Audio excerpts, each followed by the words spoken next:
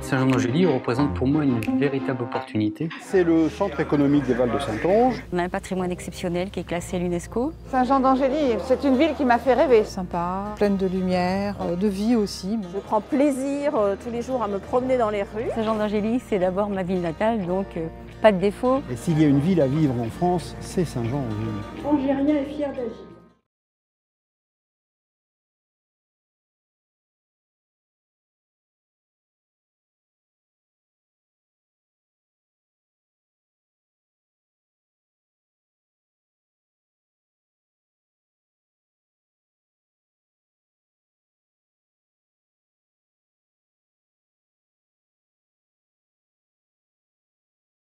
Ce que nous allons faire, c'est essayer de sauver l'activité biscuiterie sur le site du comptoir du biscuit. Aujourd'hui, ce dossier est dans une impasse. Madame Pifot est en train d'acheter ce bâtiment à la Société Générale pour un montant de 5 millions d'euros. Le repreneur, le groupe Bouvard, ne veut pas louer à Madame Pifot. Vous savez que chaque fois qu'il y a un acte de vente, il y a un papier qui est envoyé à la mairie pour savoir si nous voulons exercer notre droit de préemption. Une estimation des domaines a été faite et valorise le bâtiment des comptoirs du biscuit, Axe-Brossard, à 1,6 million d'euros. À 5 millions d'euros, nous n'aurons jamais de repreneur qui rachètera ce bâtiment à ce prix. Je vois des salariés du comptoir du biscuit, ils savent que c'est la réalité, puisqu'il faut à peu près une dizaine de millions pour réhabiliter le bâtiment et installer les chaînes de production. Donc, ce que je compte faire, c'est, avant le 3 avril 2014, préempter ce bâtiment au nom de l'intérêt économique et social de ce bâtiment pour la ville de Saint-Jean-d'Angély. Alors, certains me diront, oui, mais peut-être qu'il y aura une contestation. S'il y a une contestation, le prix ne peut pas aller au-delà de 20% de l'estimation des domaines. On me dit, ah oui, mais Madame Pifot peut renoncer à la vente de son bâtiment. Mais si elle renonce à la vente de son bâtiment, elle perd tout, parce que personne ne lui achètera 5 millions d'euros. Et donc, je pense que c'est la seule façon de remettre tout le monde autour de la table et de négocier, une fois pour toutes, la vente de ce bâtiment pour qu'un repreneur, et notamment le groupe Bouvard, puisse s'installer dans ce site et maintenir l'activité biscuiterie. Alors, si nous arrivions à acheter ce bâtiment, nous pourrions le confier à la SEMDAS, qui, à ce moment-là, le réhabiliterait et le louerait à M. Bouvard sous la forme d'une location-vente, de façon à ce que M. Bouvard puisse, au final, être propriétaire de ce bâtiment. Je crois que si on ne fait rien, de toute façon, c'est perdu. Alors, il faut faire quelque chose. C'est certainement la dernière chance, mais je crois qu'il faut quand même la tenter.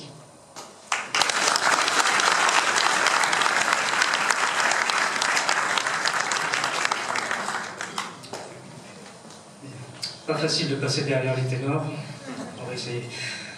Donc le projet Val-d'Ouest, ça n'est pas un projet qui est issu des multiples réunions que nous avons eues en groupe pour construire le programme. C'est un projet qui existait avant. Mais nous en parlons quand même parce que c'est un projet qui est soutenu depuis le début quasiment par la région, en particulier par Françoise. Et quand je dis soutenu, c'est soutenu activement, vraiment en mettant la main en portefeuille. Et d'autre part, ça fait partie des quelques projets économiques qui présentent pour le territoire probablement le plus fort potentiel de développement économique. Alors en deux mots, qu'est-ce que c'est Val-d'Ouest? On peut le résumer par la formule de la fourche à la fourchette. Vous savez qu'il existe le silo Bio-Ouest au-dessus de Pôle emploi, juste à côté de l'autoroute. L'idée, c'est de valoriser, de transformer sur place, localement, tous les produits qui sont là-bas. Alors pour ça, il faut faire venir les entreprises qui fassent ce travail. Alors on a trois atouts naturels déjà. D'une part, le marché du bioalimentaire en France a une croissance significative, plus 6% l'an dernier. Il n'y a pas beaucoup de secteurs économiques en France qui ont une telle croissance. Donc ça vaut le coup de s'y pencher et de s'investir dedans.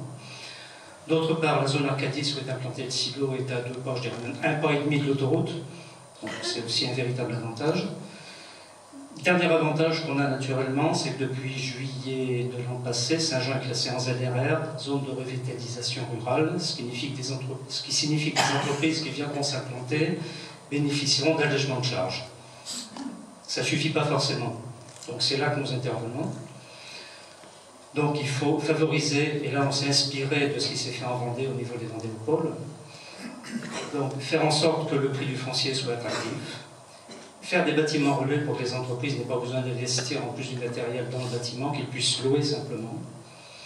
Et quand il y aura quelques entreprises, mettre en place des services mutualisés, ça peut être au niveau de l'entretien des abords, des bâtiments, de la restauration, etc. Pour tout ça, il faut des financements. Alors, on proposait au départ de faire une quête à la sortie de la salle, mais mes collègues m'ont dit que ce n'était pas une bonne idée. Donc on va plutôt aller chercher au niveau classique, des fonds européens, mais il y a des enveloppes prévues pour ce genre de choses. La région, encore, le département, l'État, et l'IDE, c'est surtout les bâtiments relais. Voilà, on m'avait dit 2 minutes, je crois que je suis à peu près dans les temps. Suivant.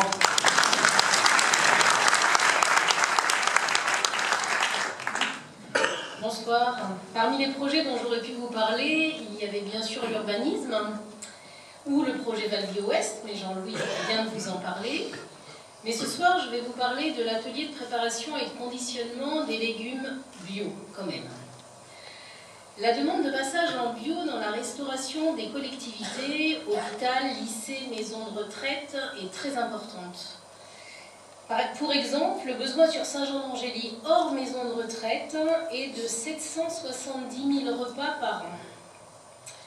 D'où la réflexion de Françoise Ménard d'initier un atelier de préparation de ces légumes, lavage, découpage, conditionnement. Donc, le problème lié à ça, c'est que ça demande plus de travail. Et l'avantage, c'est que ça demande plus de travail. Dans cette démarche, elle a trouvé un accueil très enthousiaste auprès des Restos du Cœur, qui a pour projet l'installation d'une plateforme logistique départementale à Asnières-la-Giroux. Ce projet démarra en mars 2015 et sera mené en collaboration avec la grande CDC qui prévoit de louer un local pour la mise en plateforme d'un atelier d'insertion à Saint-Jean-d'Angély. Celui-ci pourra dans un premier temps employer jusqu'à 9 personnes. Ce projet est intéressant pour Saint-Jean-d'Angély et les Vals de Saint-Auge, d'autant plus que le territoire compte plusieurs maraîchers bio et d'autres qui sont prévus en installation sur le territoire. Les produits concernés dans un premier temps sont les pommes de terre coupées, les salades lavées et les légumes coupés pour la soupe. Ces derniers seront conditionnés en poche de 10 kg qui seront plus facilement utilisables par les collectivités que les produits bruts livrés directement par les maraîchers. Une étude financée par la région menée par AgroBio Poitou-Charentes est en cours de réalisation. Le financement global sera assuré par l'État, le département, la région et bien sûr la vente des légumes. J'ai tenu mon timing.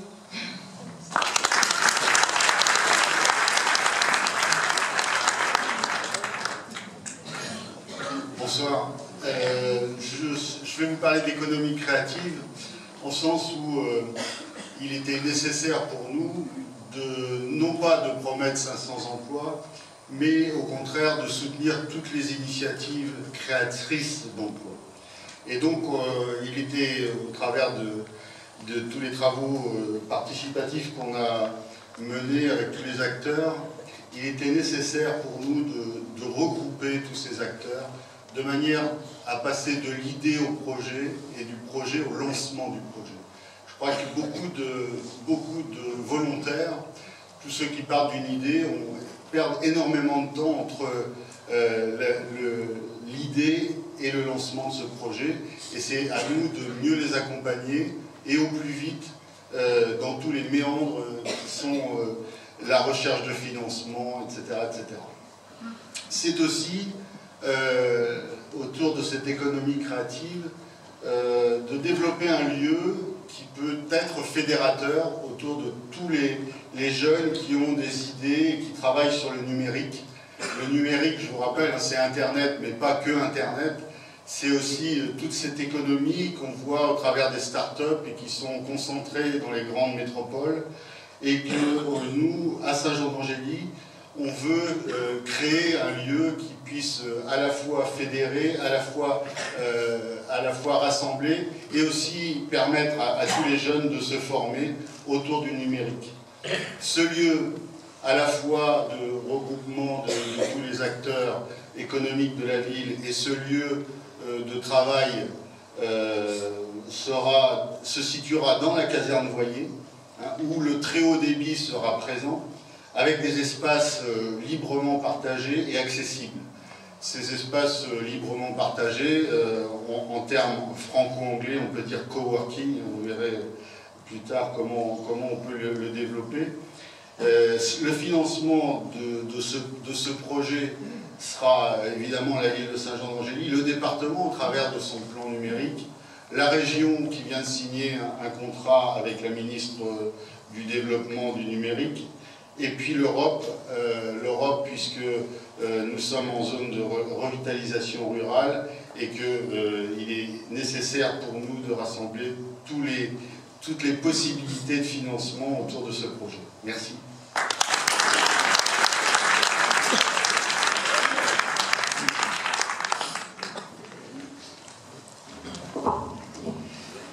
Vous voyez comme quoi nous sommes bien partis sur du concret.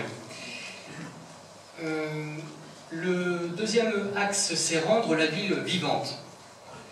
Et pour présenter ces actions, j'appelle à mes côtés Jean Moutarde, Chantal Boissineau, Médéric, Jacques, moi et Agathe.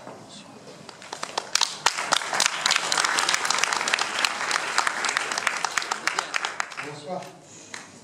Avant 2008, Floralia était une manifestation phare de la ville. Depuis son déplacement sur la place d'Hôtel de Ville, c'est devenu un simple marché aux fleurs. Donc nous avons tiré quand même un constat inquiétant. En 2008, il y avait 70 exposants venant de toute la région et au-delà, et plus de 8000 visiteurs. L'année dernière, il n'y avait que 32 exposants. Et le comptage n'a pas été fait. C'est pourquoi, dès la première semaine d'avril, si nous sommes élus, nous solliciterons tous les professionnels qui venaient avant 2008, et les Floralia seront à nouveau organisés dans le rectangle naturel de la Ville Royale, les 3 et 4 mai prochains. Certes, cette année sera une année de transition, car on peut supposer que les exposants ont déjà prévu leur programme pour 2014.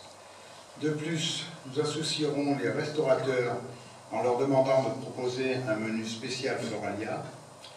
Nous aménagerons un espace décoratif qui sera confié aux espaces verts qui travaillent très bien. Et enfin, nous veillerons à la qualité de l'animation. Ça, c'est un petit clin d'œil à M. Deniol qui animait Floralia depuis quelques années. Voilà.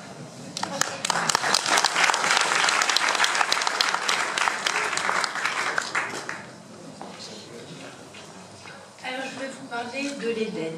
Bonsoir à tous. L'Éden, moi je suis là depuis 25 ans et c'est un bâtiment que j'ai apprécié et que je vois tous les jours de ma fenêtre et que je souhaiterais voir revivre. C'est un bâtiment emblématique de Saint-Jean-d'Angély qui est inscrit à la liste des monuments historiques et qui fait partie de notre patrimoine et de l'histoire des Angériens. Il sera rénové en conservant son architecture art déco en 2014-2015. L'objectif est de retrouver une structure à l'identique, telle qu'elle était à sa création, et de faire un complexe théâtre. Là, on a marqué cinéma, mais je vais vous dire, cela dépend de la communauté de communes. Si la communauté de communes ne prend pas la compétence cinéma, la ville créera dans ce même espace où il y aura l'ancienne salle transformée en salle de spectacle, 2 salles de cinéma, l'une de 100 places et l'autre de 80 places. La grande salle de spectacle que certains ont connue sera d'une capacité de 400 places, pouvant accueillir correctement la programmation de l'A4. l'association culturelle qui nous ravit de ses spectacles à peu près tous les mois, toute l'année, et qui pourrait également servir au spectacle de fin d'année comme c'est fait dans cette salle actuellement, et accueillir d'autres manifestations culturelles. On peut peut-être pour les plus anciens se souvenir que quand il y avait une manifestation autour de la moto, il y avait une projection, il y a je ne sais pas combien d'années, vous me le direz, d'un film sur tous ces champions. Et toutes les motos venaient dans la ville. Et il y avait de la vie dans Saint-Jean-d'Angély. Alors on a envie de retrouver cette vie. Ainsi, de la salle des Papes due à l'entrée, on pourra emprunter l'escalier avant le spectacle pour accéder au bar, derrière la verrière, en aile de papillon, que tout le monde peut voir de dehors. Il y avait à l'époque un bar dancing. Il sera rénové et remis en activité pour créer un espace convivial qui pourrait permettre de rencontrer les artistes à la fin des spectacles, d'organiser des thés dansants, des concerts, des animations culturelles, culinaires, comme ça se fait actuellement avec pour découvrir d'autres pays éventuellement. Enfin, toute forme de manifestation qui nous permettrait de nous retrouver dans notre ville. Certains considèrent que la culture est inutile et que l'Éden est une verrue à enlever. Nous pensons que chacun a besoin de rêver. Et nous voulons redonner une nouvelle peau, une nouvelle vie et toute sa splendeur à l'Éden. Et ainsi créer un espace de rencontre et de loisirs au cœur de notre ville.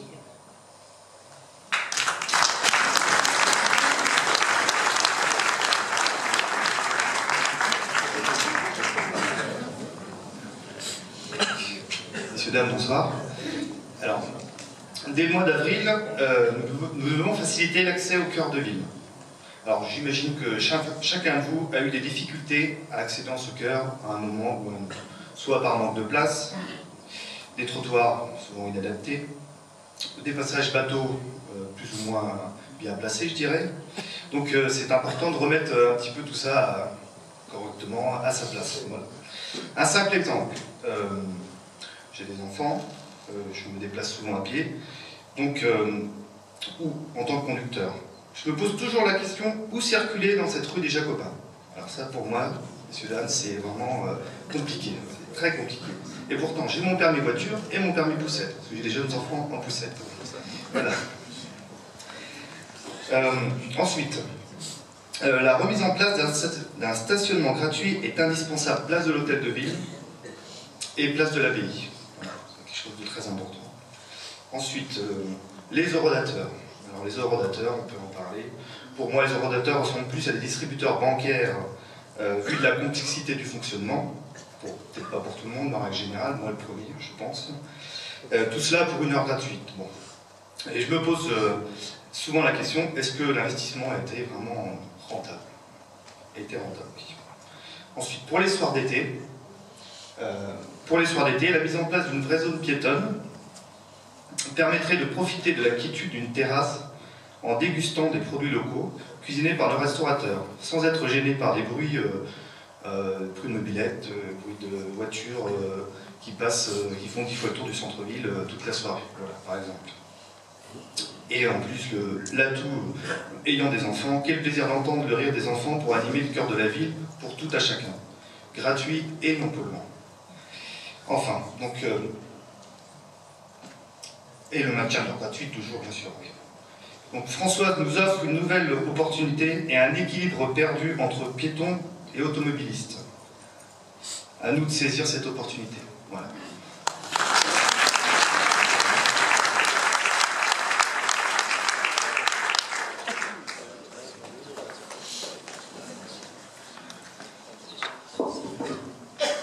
Bonsoir. Françoise a bien voulu me confier la mission de tenter de revitaliser le centre-ville. Je me suis donc adressé, ce qui me paraît évident, aux commerçants du centre-ville. J'en ai visité 83 ce jour. On a discuté longuement avec eux. Bien évidemment, ils ne m'ont pas donné leurs impressions quant à ce qu'ils allaient voter, mais ce que j'en ai retenu de toutes leurs réflexions, c'est que depuis 6 ans, personne ne les avait écoutés Chaque fois qu'ils avaient eu des demandes à faire pour une raison ou pour une autre, on leur avait dit « oui, oui, on s'en occupera », bien évidemment sans suite, ou encore, pour certains d'entre eux, on leur avait dit « écoutez, c'est votre affaire, passez-moi l'expression vulgaire, démerdez-vous ». Bon, il est bien évident que l'équipe de Françoise et moi-même, puisqu'elle a bien voulu me dénommer tout à l'heure M. Commerce, on essaiera de faire autrement. Quand nous allons être élus, j'aurai l'immense privilège d'être le doyen de la liste. C'est dire si j'aurai du temps pour aller voir les commerçants.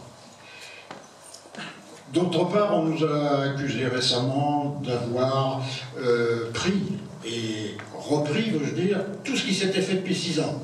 C'est vous dire si on n'est pas fatigué. Revitaliser le centre-ville. Tout à l'heure, Chantal a dit qu'elle était dans la ville depuis 25 ans. J'y suis, moi, cette année, depuis 58 ans. Et je peux vous dire que, mis à part la conjoncture, comme on dit, j'ai vu la ville descendre. Depuis 6 ans, elle n'est pas descendue. C'est complètement effondré. On va donc essayer de faire reprendre vie à ce centre-ville, parce qu'un centre-ville où il n'y a plus de commerçants, c'est plus une ville. Donc, que faire? Ben déjà, les motiver un peu. Mais pour les motiver, il faut qu'ils se sentent aidés. Et ça va être le gros point. Aller les voir, leur demander leur avis, savoir ce qu'ils désireraient pour redynamiser ce centre-ville, qui, comme chacun sait, est magnifique. Donc, vous savez que dans le centre-ville, d'année en année, il y a de plus en plus de boutiques qui sont abandonnées. Et on va essayer de les repeupler, ces boutiques. Notamment avec des propositions qui vont être faites à beaucoup d'artisans d'art de venir essentiellement l'été, mais aussi à certaines époques hors saison, pour venir s'implanter dans ces magasins, pour montrer, pour que les gens, les touristes, les Angériens viennent voir un petit peu ces rues revitalisées. Alors ça, on aura à voir avec les propriétaires pour s'arranger, mais c'est déjà un des projets importants.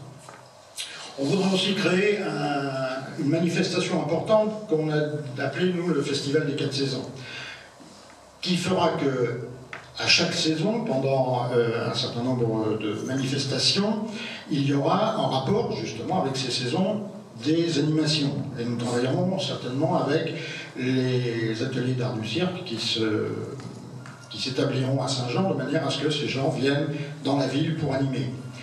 Les déenfabulations. On va essayer de chercher quelqu'un pour refaire un scénario et refaire cette manifestation en ville.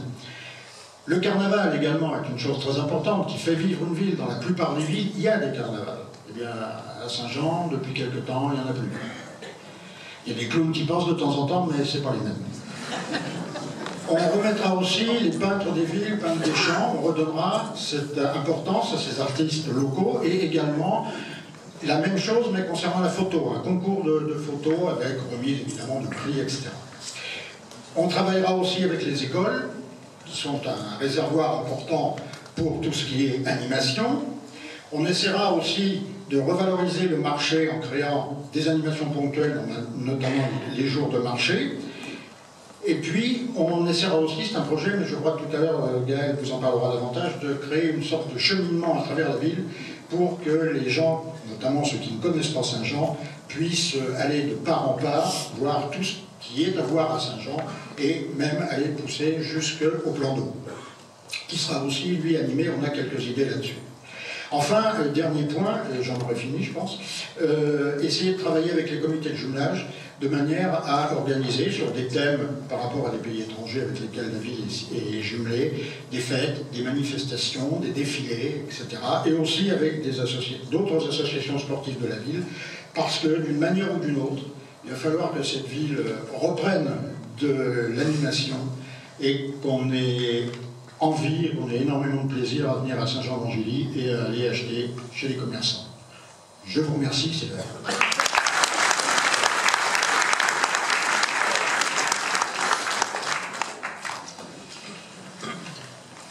L'abbaye royale. Avec l'Éden, l'abbaye royale est également un monument emblématique de la ville. Et je le rappelle, peut-être le découvrirez-vous ce soir, l'abbaye royale est classée au patrimoine mondial de l'UNESCO. Quand on sait le travail mené par de nombreux pays pour obtenir une labellisation de l'UNESCO, ils se battent pendant des années, nous l'avons et nous n'en profitons absolument pas.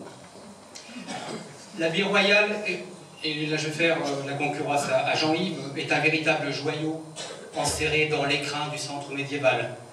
L'abbaye royale malgré son passé scolaire, reste inconnu de la plupart des Angériens. Si les travaux de rénovation de l'ensemble de la toiture sont déjà programmés, pour un montant d'1,4 million TTC, sur une durée de 4 ans, la question qui se pose à nous est « et après ?» Bien entendu, lorsque nous serons élus, nous poursuivrons les travaux de sauvegarde parce qu'ils sont nécessaires. Mais notre projet est d'ouvrir l'abbaye sur la ville et l'ouvrir au public. Alors comment? Donc nous allons constituer, dès 2014, un EPCC. Alors, un EPCC, derrière cet acronyme, nous avons un établissement public de coopération culturelle. C'est une structure publique à vocation culturelle qui nous permettra de regrouper dans une même unité, autour de l'abbaye, le musée des Cordeliers, le centre de culture européenne, la médiathèque municipale, les tours, la grosse horloge, la maison Bonnet, et ce, afin de développer une politique cohérente de développement culturel, afin d'être enfin visible au niveau national et de bénéficier de financements supplémentaires, et en particulier de l'Europe.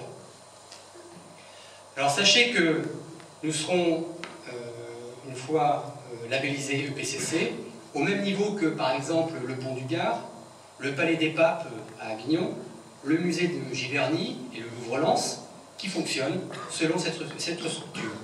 Mais c'est aussi le cas pour des structures beaucoup plus modestes, telles que, et nous en avons pas loin de chez nous, l'abbaye de Saint-Savin, dans la Vienne, le Centre international de bande dessinée et de l'image d'Angoulême, la ville d'Issoudun, qui est le premier EPCC qui a été créé en France en 2003, ou bien le pôle culturel de la Mégisserie à Saint-Junien, dans la Haute-Vienne. Vous voyez, donc l'abbaye a tout à fait sa place dans une structure telle qu'un établissement public de coopération culturelle.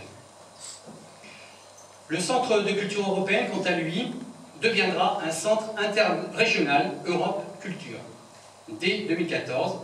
Alors, c'est un centre de ressources administratifs, pédagogiques et culturels sur l'Europe, un outil qui permettra de faire découvrir et apprécier l'Europe à sa juste valeur.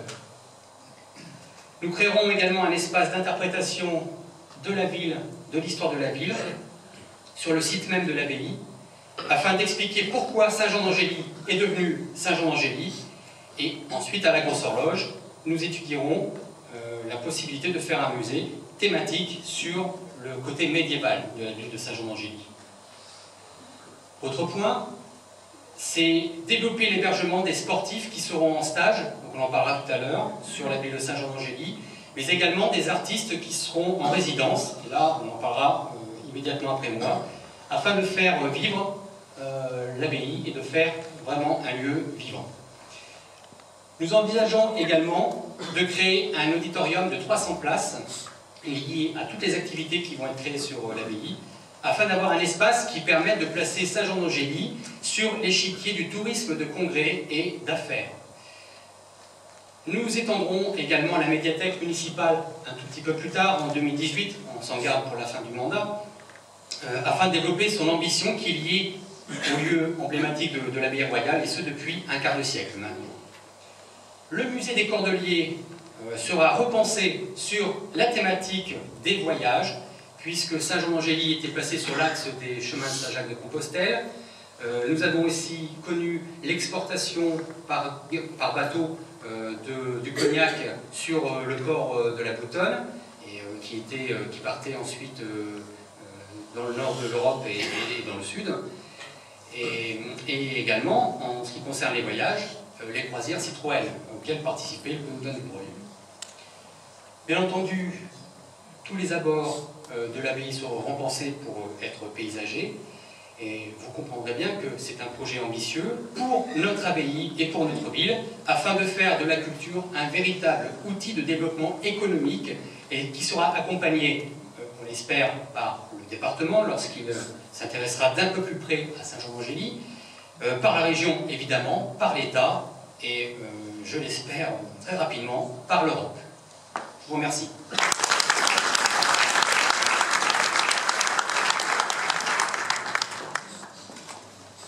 Bonsoir. Alors, en France, la culture et le tourisme sont des secteurs à fort potentiel de développement économique. Saint-Jean ne doit pas faire exception à cette règle. Nous avons dans notre ville un important tissu associatif au niveau artistique et culturel.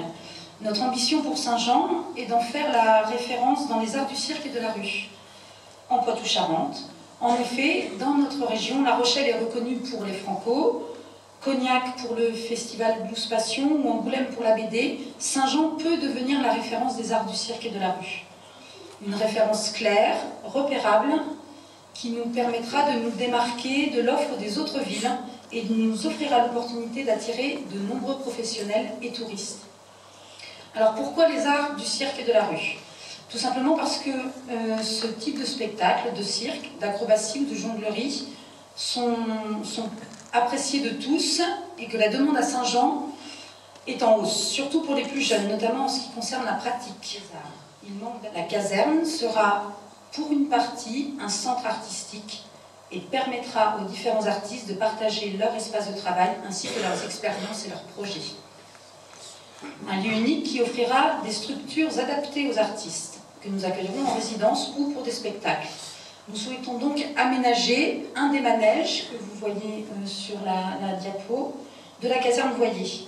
Manège qui pourra également accueillir les entraînements du club de gymnastique qui pour l'instant se sent un tout petit peu à l'étroit au gymnase du Poix. Les artistes accueillis en résidence participeront aux animations de la ville et à des ateliers avec les écoles en contrepartie de l'utilisation de ces structures.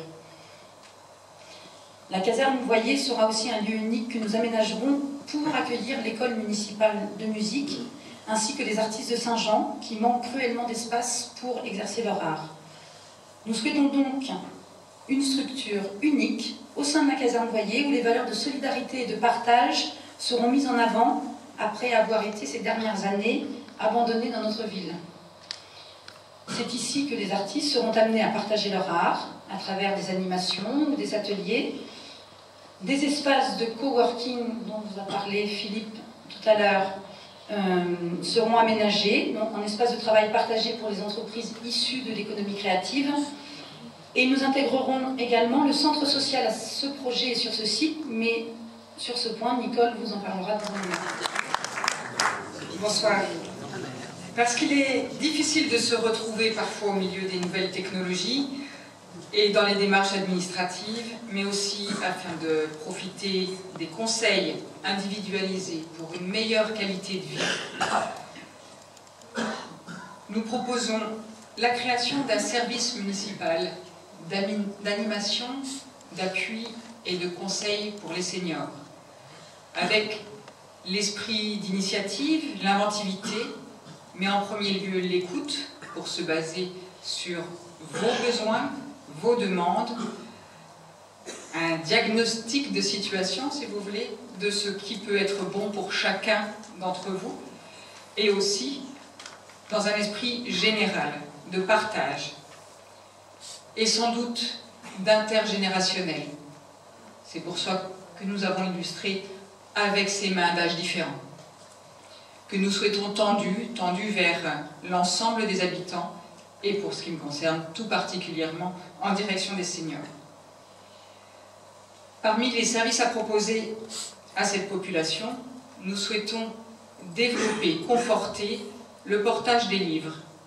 Le livre, la lecture, c'est un moyen fantastique de communication entre les gens, mais aussi de maintien du rêve ou de développement du rêve à titre individuel, puis après raconter ces histoires, celles qu'on a lues, faire partager toutes ces histoires, donner envie de s'ouvrir sur le monde, c'est un formidable moyen d'aboutir à une bonne qualité de vie. L'espace d'attente pour le bus qui accompagne les seniors dans les déplacements, situé dans la Maison Bonnet, permettrait d'avoir un espace protégé et aménagé, confortable et sécuritaire. Nous serons donc à l'écoute des souhaits des seniors en termes d'animation et force de proposition, d'analyse des besoins et de construire ensemble les solutions qui vous concernent.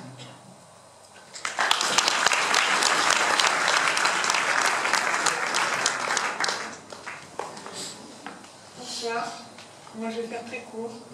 Donc, pour moi, Saint-Jean-d'Angély est une ville solidaire. Donc, au fil des ateliers participatifs, le besoin d'un centre social nous est apparu indispensable pour notre ville. Sa fermeture a laissé dans le désarroi le plus complet une large majorité de la population. Que sont devenus les 450 adhérents? Où vont-ils maintenant? Le centre social, nous en sommes convaincus, doit être un élément principal à Saint-Jean-d'Angély, où malheureusement bon nombre de familles sont au chômage et dans les difficultés. N'oublions pas que le centre social permet les rencontres intergénérationnelles, offre à tous ses adhérents la possibilité d'être écoutés et guidés, et en plus, il est le noyau central des animations de rue, des pieds d'immeubles, et surtout, comme l'ont dit déjà mes prédécesseurs, il est l'organisateur du carnaval. Donc pour retrouver le carnaval, il faut le centre social, en partenariat avec les associations de la ville. Il est ouvert à tous, il permet le développement et la demande participative. Et c'est pour toutes ces raisons que notre équipe, Angérien et fier d'agir, veut soutenir la création d'un nouveau centre social, afin que chaque Angérien puisse retrouver toute la place qui est la sienne dans notre ville. Merci.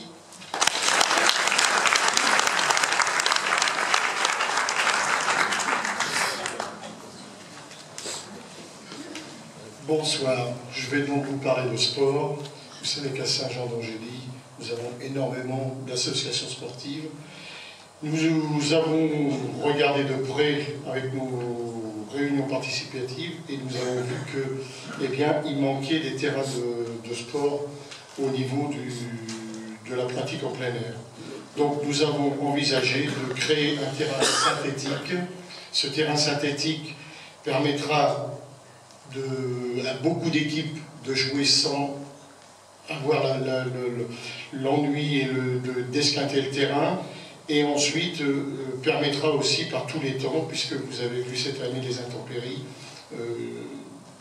beaucoup de matchs ont été repoussés, donc ce terrain synthétique permettra de remédier dans l'immédiat à nos manques de terrain et permettra la pratique du sport à n'importe quel temps dans la saison. Nous avons aussi prévu de faire une salle de musculation qui sera à disposition des associations, notamment le club de rugby, d'autres associations qui en éprouveront le besoin pour leurs athlètes, et ainsi que le lycée Blaise Pascal qui a une section sécurité et qui est demandeur de cette salle de musculation. Ensuite, nous avons prévu de créer un centre de formation au métier du sport. Ce centre de formation des métiers du sport permettra à des jeunes de la ville de pouvoir se former au diplôme d'éducateur.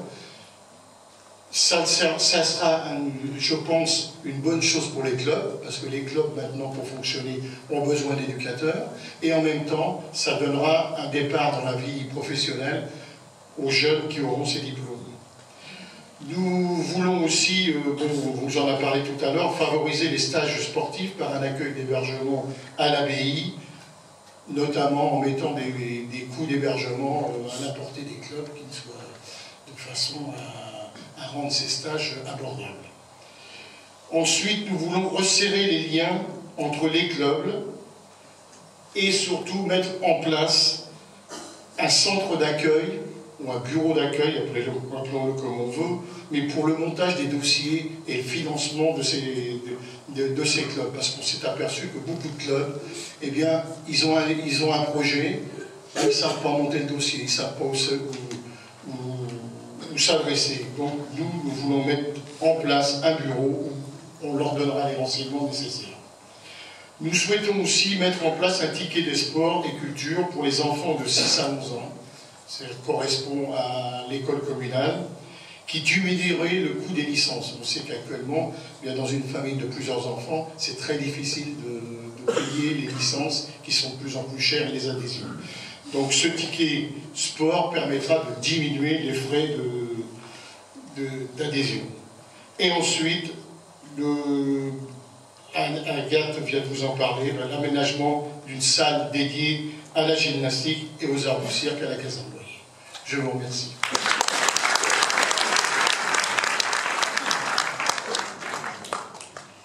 Alors, nous, notre objectif, ça va être de rendre notre ville plus attrayante pour nos jeunes concitoyens en engageant dès 2014 la rénovation du blockhouse. C'est un espace dédié à la rencontre et à l'échange entre les musiciens. Je vais faire un petit peu de plagiat parce qu'effectivement j'arrive à la fin et donc je dois aussi vous parler des arts du cirque, comme vient de le faire mon collaborateur. Nous développerons également l'art du cirque et de la rue sur le site de la caserne Voyer. En faisant de Saint-Jean-d'Angély, nous espérons un centre national des arts du cirque.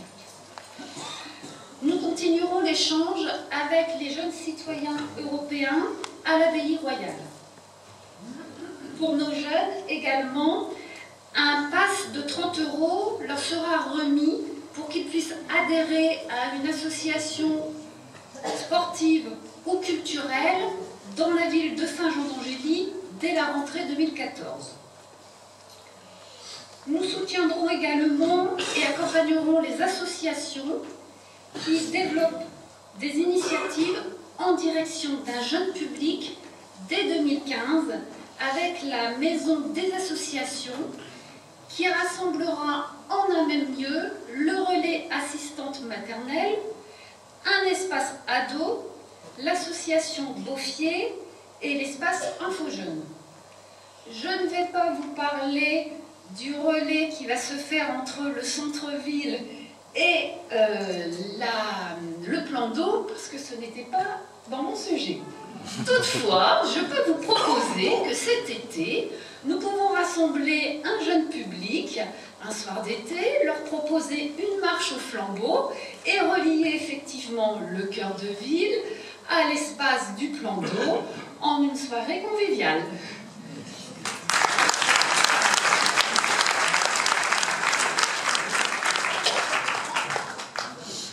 Alors, bonsoir à toutes et à tous. Donc moi, je vais vous parler du domaine de la santé. Donc, comme vous le voyez, nous souhaitons créer une deuxième maison médicale neuve et adaptée, avec des loyers raisonnables autour du champ de foire, un petit peu à l'image de la photo que vous voyez ici, la maison médicale de la Source. Alors, qu'est-ce que c'est qu'une maison médicale?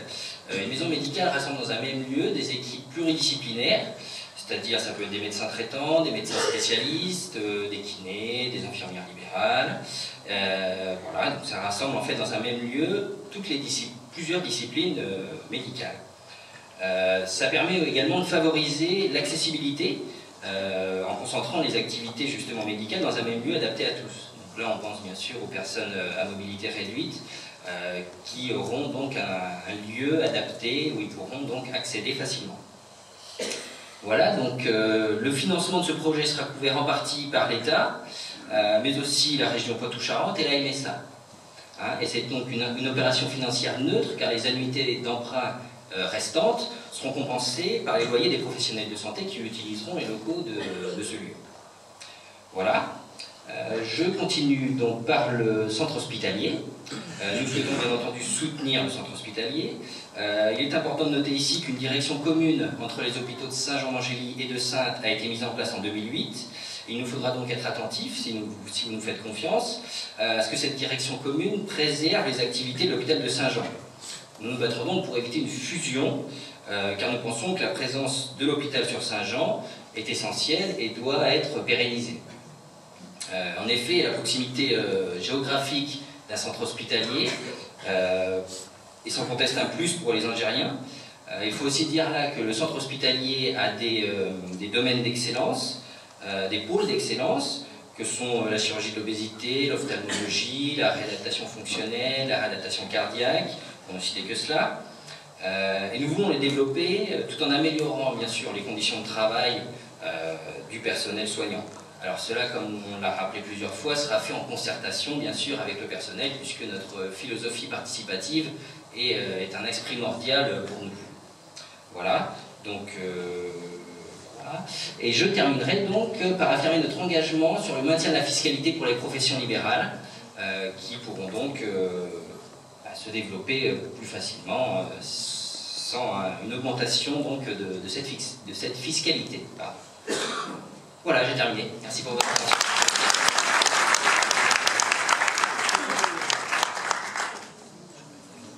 Bonsoir, alors moi je vais vous parler donc le bien vivre à Saint-Jean, c'est également le bien vivre au quotidien. Et donc vous savez très bien que le bien vivre au quotidien pour beaucoup d'entre nous passe bien sûr par un animal de compagnie, ce qui me permet de rebondir sur le refuge de Fontorbe. Vous connaissez tous ce refuge qui œuvre toute l'année contre l'abandon et la maltraitance des animaux. Mais il faut savoir que ce refuge a une grande notoriété et nombreux sont les gens qui viennent à Saint-Jean de départements voisins et de villes voisines, tant ce refuge est réputé pour les soins prodigués aux animaux. Un prix d'excellence peut être également, on va dire, attribué à toute l'équipe de bénévoles et autres jeunes qui s'intéressent de près à ces animaux tout au long de l'année, afin de les récompenser pour l'accueil et leur travail fourni. Mais ce refuge, malheureusement, n'a pas l'agrément lui permettant d'avoir une dotation et du Conseil général et de pouvoir pérenniser un emploi à plein temps. Donc vous savez qu'un emploi à plein temps, c'est un chômeur de moins. Donc je dirais bien encore une association algérienne, malheureusement, qui manque de soutien. Je ne parlerai pas du don qui a été fait il y a quelques années, qui a été fait par une Algérienne qui, après son départ, avait demandé, comment dirais-je, un refuge de Fontorbe de s'occuper de ces deux animaux de compagnie. Donc un devoir nous est d'apporter notre soutien à cette association. Alors si nous sommes élus, et bien sûr nous serons élus, parce que comme le dit Jean-Yves Martin, nous voterons pour Françoise, vous voterez pour Françoise, nous ferons et vous ferez voter pour Françoise. Donc si nous sommes élus, nous nous engageons à faire les démarches très rapidement pour que cette association soit agréée pour les Vals de Saintonge pour l'année 2014. Nous mettrons également à disposition pendant une quinzaine de jours, voire plus, une équipe des services techniques municipaux afin de réaliser la réflexion des box en mauvais état, les peintures, ainsi que la réfection du sol goudronné. Et également procéder à l'enlèvement des plaques de fibrociment. N'oublions pas que pour beaucoup d'entre nous, un animal de compagnie, c'est un animal très important. Merci, à bientôt. Bonsoir.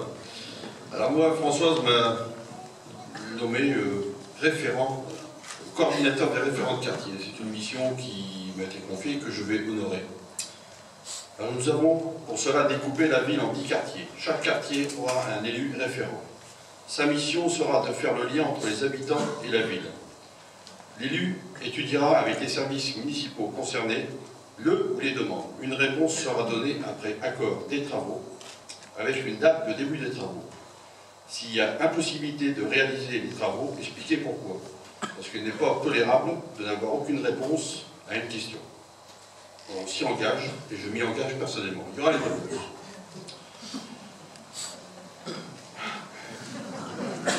Alors, comme je vous l'ai dit, il y aura un coordinateur des élus de quartier, en référence, votre référent.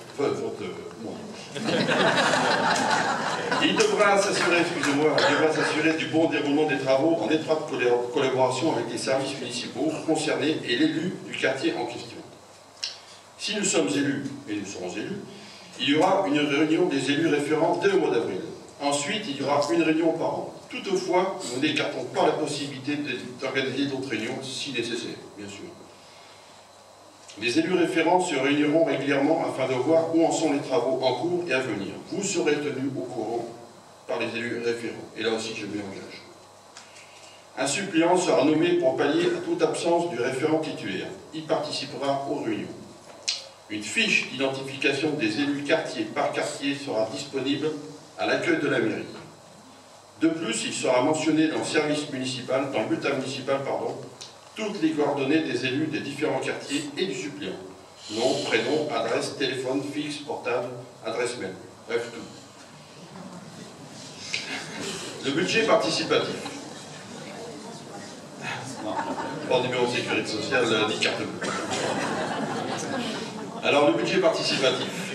Là, c'est quelque chose d'important qui va être mis en place dès que nous serons élus. Nous avons décidé d'attribuer un budget participatif quartier par quartier.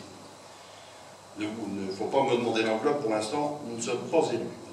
Je n'aurai pas l'enveloppe. Un courrier expliquant le budget participatif sera distribué 3 semaines avant la réunion.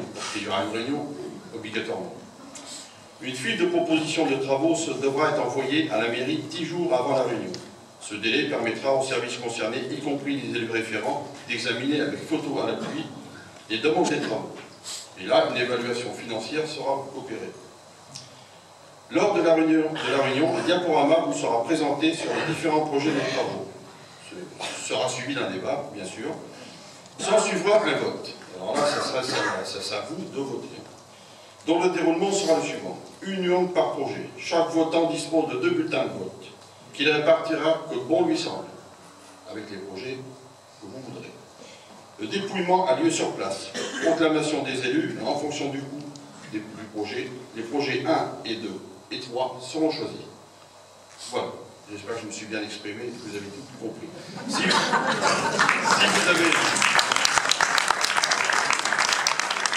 vous avez besoin de plus d'informations, je suis à votre disposition. Merci.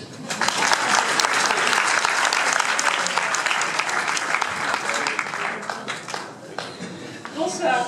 Alors moi, toute notre campagne a été faite sur l'échange et on souhaite donc, pour les 6 années à venir, avoir une mairie qui soit ouverte à tout le monde. Et lors de nos rencontres, on a vu qu'il y avait de nombreux Angériens nous ont dit qu'il y avait des dysfonctionnements dans les services municipaux et les agents municipaux eux-mêmes nous ont dit leurs difficultés parfois à exercer leur métier. Donc on pense qu'il y a très rapidement, il va falloir faire une réorganisation et coordonner tous les travaux des différents services et qu'il y ait une relation de confiance dans le travail fait entre les élus et les personnels municipaux. Une des premières actions qui nous semble important de mettre en place, et ça dès 2014, c'est le renforcement de l'état civil. Il nous a été relaté que c'était très long pour avoir des documents, même certains vont dans des villes voisines pour faire renouveler leur carte d'identité, donc ça c'est pas admissible, il faut vraiment y remédier très, très rapidement.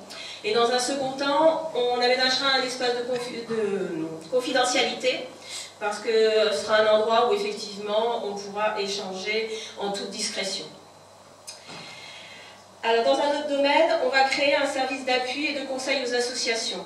Le tissu associatif angérien est très très riche, on en est tous très fiers, mais là aussi, lors de nos échanges, on a vu des présidents d'associations et des bénévoles qu'on sentait un peu épuisés, on voyait qu'il y avait des difficultés à renouveler les bureaux des associations et ils ne se sentaient pas soutenus. Donc on va créer un lieu où ils pourront trouver des conseils au niveau de la législation, des assurances, des financements et une aide pour le montage des dossiers, notamment des demandes de subventions. C'est des dossiers qui deviennent de plus en plus difficiles à monter, donc on sera là pour les aider. Et aussi ce sera un lieu d'échange entre les différentes associations pour que chacun fasse part de son expérience et de son savoir, qu'il y ait une véritable solidarité entre tout le monde. Le dernier point dont je souhaitais vous parler ce soir, c'est la création d'une maison des services publics. Elle regrouperait effectivement toutes les permanences des services hostiles aux Angériens, comme la CAF, la CPAM, les caisses de retraite et bien d'autres permanences. Cette maison, on l'installerait au niveau de l'ancien tribunal de commerce, donc à côté des services de la sous-préfecture et en face de la mairie, de telle sorte que quand vous aurez des démarches administratives, tout soit regroupé autour d'une même place, dans un endroit où vous pourrez vous garer facilement, puisque le parking sera remis gratuit. Donc, en résumé, ce que je voulais vous dire, c'est que les services, on voulait vraiment améliorer le service rendu à tous les Angériens, qu'on va composer vraiment une véritable équipe, composée des élus et du personnel municipal, et cette équipe sera à votre écoute et à votre disposition. Vous payez tous des impôts sur Saint-Jean et en retour, il est bien normal que vous ayez un service rendu qui soit de qualité. Mais pour ce qui est des impôts et des finances, je vais passer la parole à Mathieu, qui sera notre spécialiste. Merci.